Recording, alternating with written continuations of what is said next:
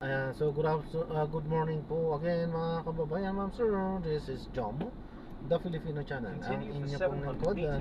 Today nga is December 9 na 2024. Tayo ngayon ay papunta dyan sa may Gertrude Street, Bahay Turo, Project 8, Quezon City po ito. At dadalhin po natin yan sa may Solero Resort North Main Entrance, sa may EDSA Bagong Pag-asa Diliman, Quezon City po yan. Okay po, so magbabalik po tayo mamaya unti. Pag nakuha na po natin sila, disclaimer lang po, ang content po natin ay kalsada at hindi ang passenger. Kaya naman, sakasakali mo po nang marinig kayo mga pangalan po ng lugar, pangalan ng tao, pangalan ng organization sa government or private man yan, ay wala pong kinalaman ng channel na ito at wala pong pinapatungkulan. Lahat po ng pinag-usapan dito ay pawang dito lamang po yan sa loob at wala pong pinapatungkulan po sa labas. Okay po, so magbabalik po tayo mamaya unti pag nakuha na po natin itong ating susunod na mission.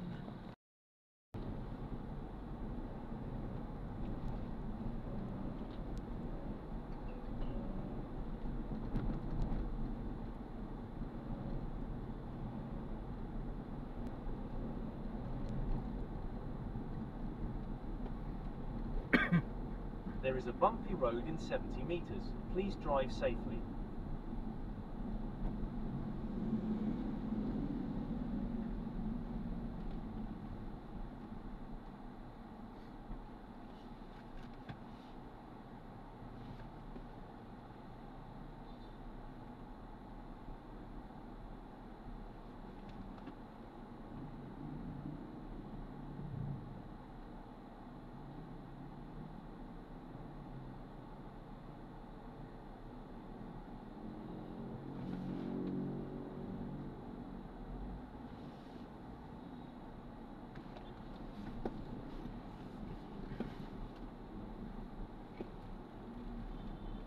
In 200 meters, keep right at the fall, then turn right.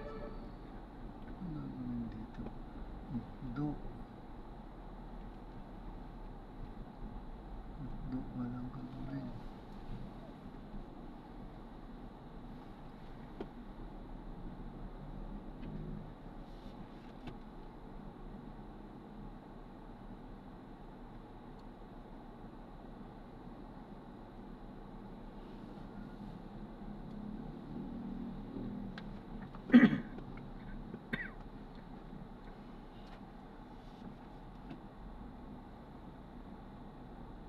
Nahabol sa Pasko. Ito yung dating shell no? Nalugi ata yung shell dito. Nalugi ata. Nalugi? Yata sabi ko. Uni oil na Hindi nag-renew ng kontrata Oo nga.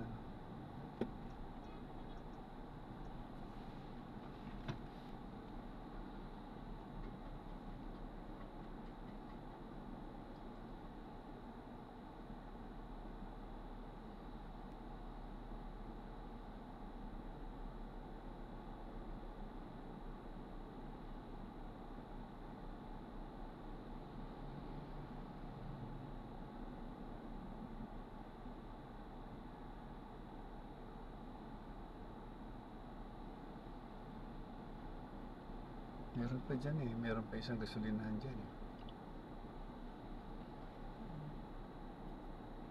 yung Jade. Tabi-tabi na sila. Ano pag gamit mo na Shell o kahit saan po kung saan po ito inaabot. Pero ang ko talaga pagka may pamimiliin yung Petron din. Petron. Kasi may card ako ng Petron. Tapos yung clean fuel pero kahit saan po yan. Pareho lang naman, di ba? Oo. Pero ang talagang Shell mahal. Saka ito, Uni Oil, mahal na rin ito. Mahal itong Uni Oil? Oo, mahal na rin po Ang Shell, mahal din? Mahal din ang Shell. Kasi ang pinakamura? Ay, yung mga talaga, yung mga hindi gaano kilala. Hindi kilala, yung may halong tubig. sabi ng iba, opo, yung mga may nakasubok na nga daw, ganun daw. Pero sa akin, wala pa naman, hindi ko pa naman nasusunod yung ganun.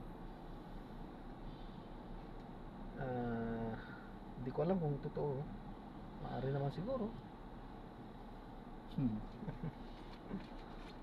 Dapat magkaroon ng technology na pwede mo ma-check kung may halo yung kwan mo eh. Pero yung yung mismong halimbawa gasolina, 1 litro ng gasolina. Kapag kayong mismong gasolina, palagay ko hindi naman talaga magtahalo ang tubig diyan. Liban lang kung ihinalo mo siya, pero sisiparit yung tubig eh. Kasi hindi talaga halo yun doon eh. Parang naghihiwalay ang tubig sa hihiwalay talaga siya eh. Baka siguro, ganun yung ibig sabihin ng mga tubig kasi lulutang siya, di ba? Lulutang. Kaya kung halimbawa lumutang man siya, may tubig man, nasa taas siya, hindi siya sinisipsip ng kwan. Hindi rin siya yung masisipsip ng makina. Kasi ang niya sa baba ang connection ng makina eh, sa baba yan eh. Saka yung sinasabi nga ng iba ng yung sa marumi or malinis daw. Ang sabi nga ng iba, malinis nga daw talaga yung mga mamahalin.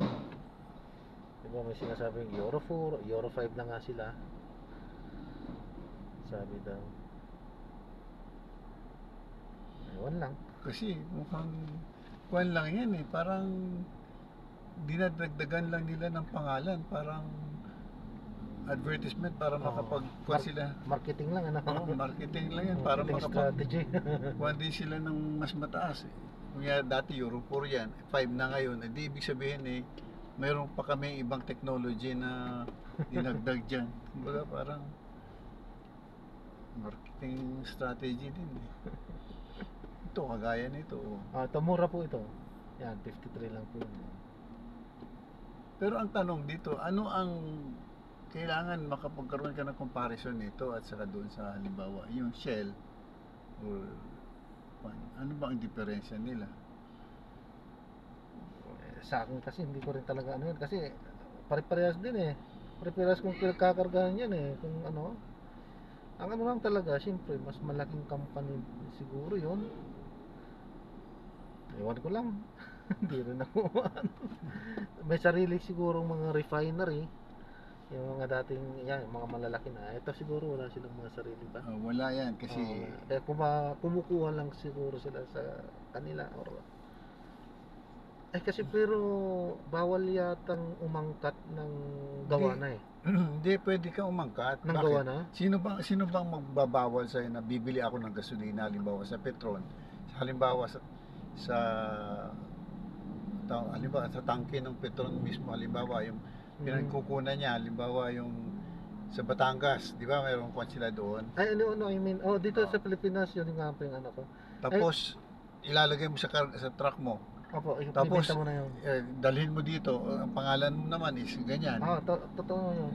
Yun nga po yung punto ko na sila maaring dito lang talaga sila lang dito lang sila kumukuha kasi pagka magdedirekta ka yata sa ibang bansa kukuha, hindi pa yata kasi nagawa yun.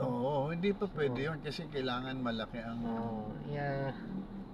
ano tawag nila sa bunker yata ang tawag nila gano'n. Meron pa yan. I-refine pa yun eh. Pagdating dito i-refine pa yun.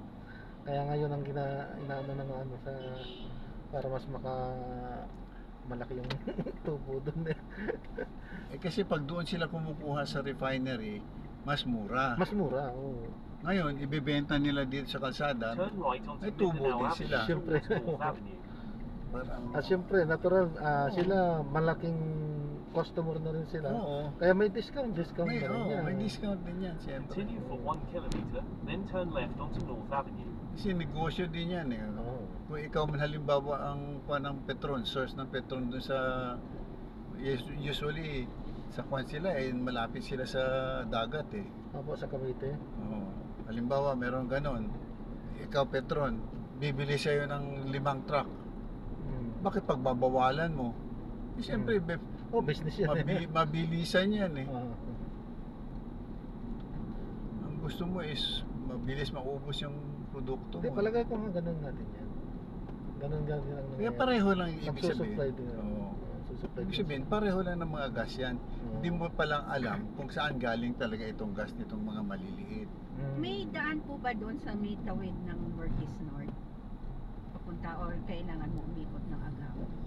Hindi po, meron po talaga dyan. Diyan tayo dadaan sa may mismong Vertis po. Meron. Tapos, dire-diretso na po hanggang Soler po. Okay. Hindi pa kasi ako nakarating ngayon pa lang ako makakapunta eh. Diyan din po sa may Vertis po.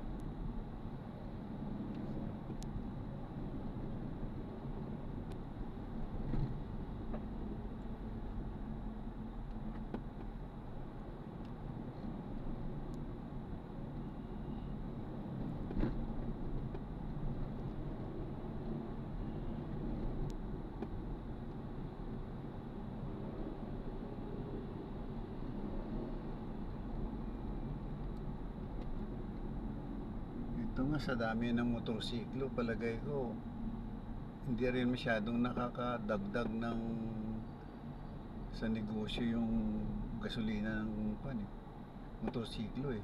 Ilang kwan lang eh. Hindi kagaya ng sasakyan. Pag nag-full tank ang sasakyan, talagang Libo-libo talaga. ang motor, ang full tank ng motor, ilang litro lang eh. Yung motor ko, pagka ginagamit ko magkako, ng full tank ko lang, basta 200 hanggang 300 lang. Yan ang mga full tank ko.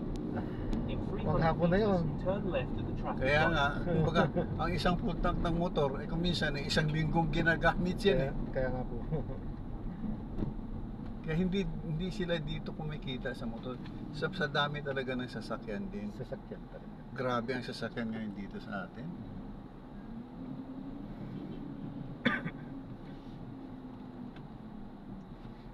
Ito yung sinasabi ko na anomalya ng gobyerno eh.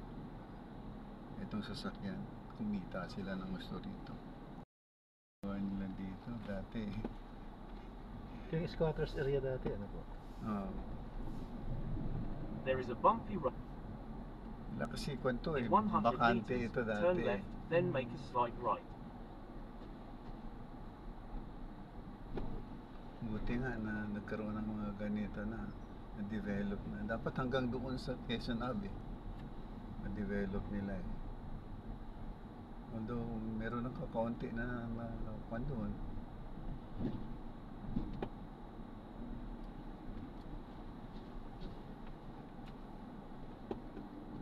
Itong Make a ano nila slight dito, right. laki din to eh, no?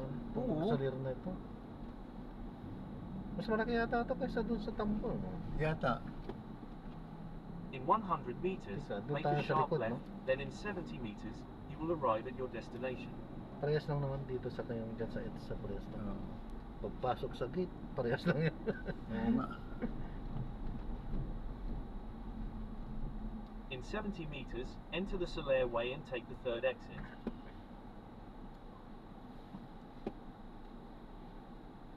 Sino kumayari itong Soler na to? Baka mamaya Ayala. Ayala ata. Ayala ito. Oo. Kasi itong buo to, sa Ayala to eh. Group of companies. Okay. Ayala lang tong mga to eh. So, ibig sabihin, kay Ayala talaga. Oo, okay lang yan. Si Ayala. Oo. Kilala na natin si Ayala. Hindi siya yung inchik eh. Oo. In 60 meters, turn right onto Vertis North Service Road.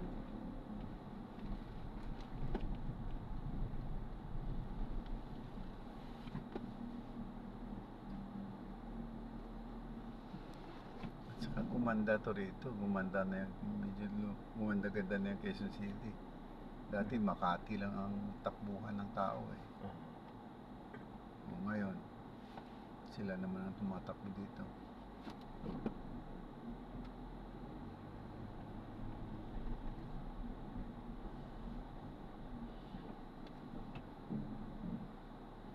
Ito. Nakikita niyo yung sa ganit. Walang Pilipino rito na kagaya ng ibang lahi na magdadala ng bomba sa kotse. Wala. Sa mahal ng kotse rito, bakit ko bubombahin yung kotse ko? Pambira kayo.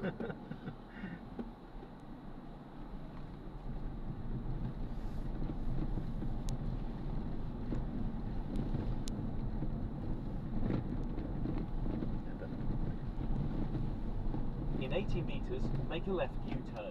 Salamat po. Yan po, ganito po. Thank you.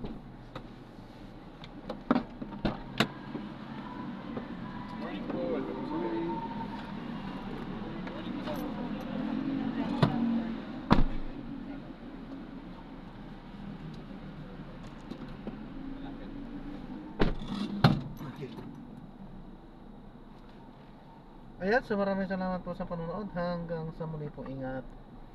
At God bless po everyone. Paalam po muna pansamantala. At gagawin na po natin na separate video itong ating susunod na mission. Mamaya may konti kasi wala pa eh. Sorry po. Ayan, so na-drop na nga po natin sila. Muli, ang content po natin ay kalsada at hindi ang passenger. Okay po, so ayan. Kaya nga po, sakasakali man po na may narinig kayo mga usapan ay wala pong kinalaman ang channel na ito at wala pong pinapatungkulan. Ano mang pinag-usapan dito ay walang pinapatungkulan po. Dito lamang po yan sa labas, wala pong pinapatungkulan. Private organizations man yan o government po. So wala pong pinapatungkulan. Dito lang po usapan. So kanya-kanyang opinion po ng bawat tao. So opinion ng bawat isa po ang mga naririnig nyo minsan. At wala pong pinapatungkulan yan sapagkat sila lang at kami lang ang nag-uusap. Okay po, so ayan, maraming salamat po sa panonood. Hanggang sa muli po, ingat. So wala po kaming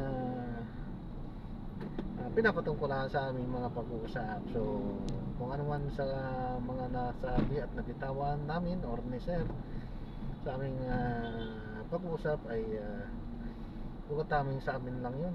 At opinion lang yun ni Sir. Wala naman sa ano niya yun, general terms lang po yan. Okay po, so maraming salamat po. God bless po. Paalam po.